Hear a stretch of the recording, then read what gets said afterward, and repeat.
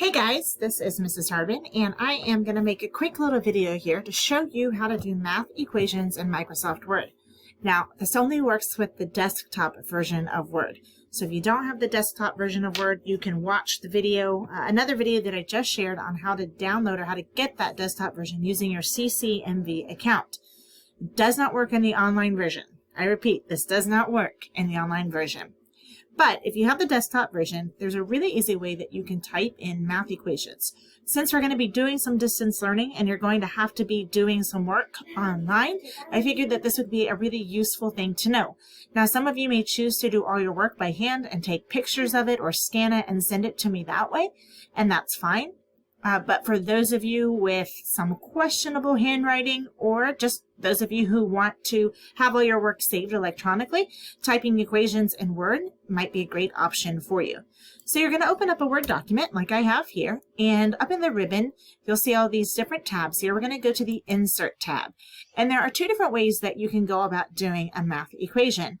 You can just type the numbers like normal. So I can type, 5 plus 7 equals 12. Obviously, we're not going to be doing those types of equations.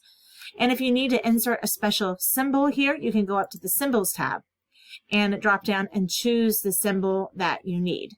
So let's say you're doing the square root of 25 and you want to show that that's equal to plus or minus 5. Then you can go up to the symbol button and you can ask it to insert the plus or minus symbol and type plus or minus 5. I don't think that that's super effective, however, so let me show you two other ways. Another way that you can insert a math equation here, again, is in the Insert tab. And over here under Equation, you can go to Insert New Equation. And you'll see that a little button pops up here that says Type Equation here. And up in the right-hand side, you can then create your equation up in this top right-hand ribbon with all of the possible symbols that you could use. So let's say you need to write a linear equation, right? And you want to write that y is equal to 1/2 x plus 3. Well, 1/2 is a fraction, so we're going to tell it to insert a fraction, and you can see there's a couple different formats there. 1/2 x plus 5. For those of you who have used Desmos before, it's very similar to how you would have to type in Desmos. Let me back up a little bit and show you what I did.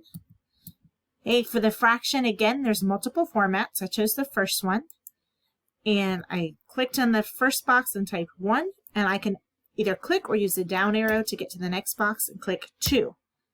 Now, my cursor is still down there with the 2. I don't know if you can see it, but the 2 is slightly grayed or slightly blue. That tells me I'm still typing in that box.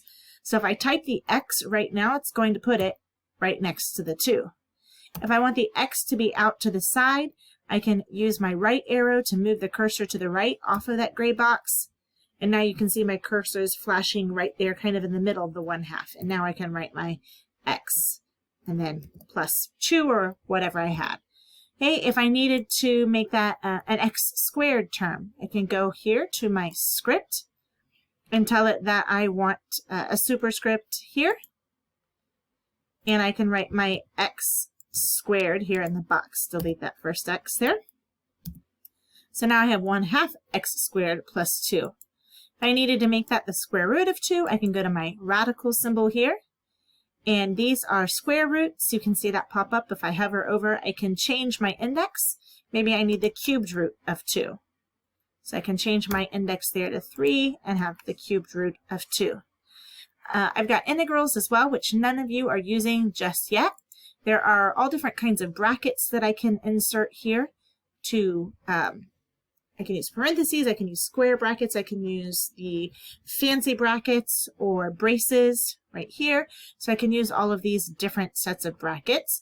For those of you in pre-cal or in geometry, if you need to use any trig functions, you can see that I've got my 6 basic trig functions here. I've got my inverse functions as well. So you can see each of those there.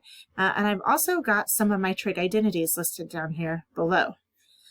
For those of you working with logarithms and exponents, you can see that there is a log button here, so I can do logs here as well, both logs with any base, log with a base 10, or natural logs.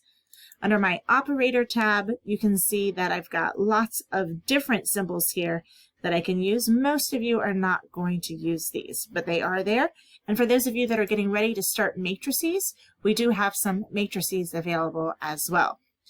Over here in the center tab, under symbols, we've got all different kinds of symbols. We've got less than, we've got greater than, less than or equal to, greater than or equal to. I've got my approximate symbol. I've got degrees Fahrenheit, degrees Celsius. So I've got all kinds of ready-made symbols, math symbols listed right there that I could insert right into my equation. All right, so the first way to put a math equation in is just to type the numbers that you need and go and insert the special symbols that you need. The second way is to insert an equation and go to insert an equation. But you can also insert equation in ink equation.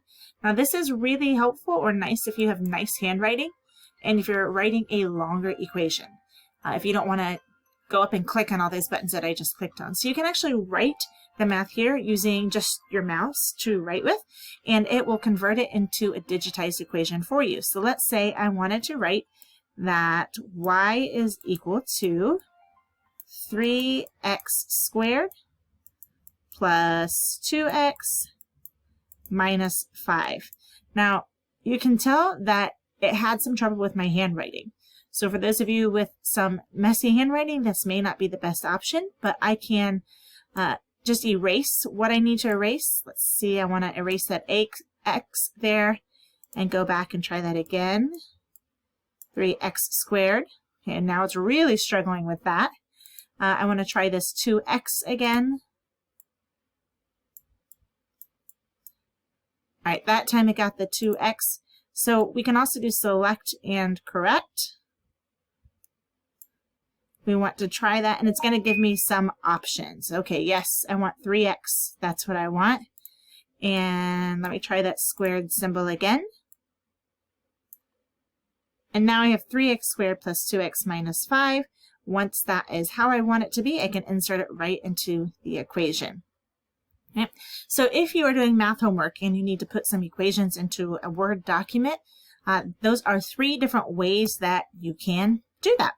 So hopefully you guys play around with that and you're able to use that in some of these distance learning courses, distance learning assignments that you are going to be participating in. If you guys have any questions, you can contact me at heather.harbin@ccnv.com and I will attempt to help you as much as I'm able to help you.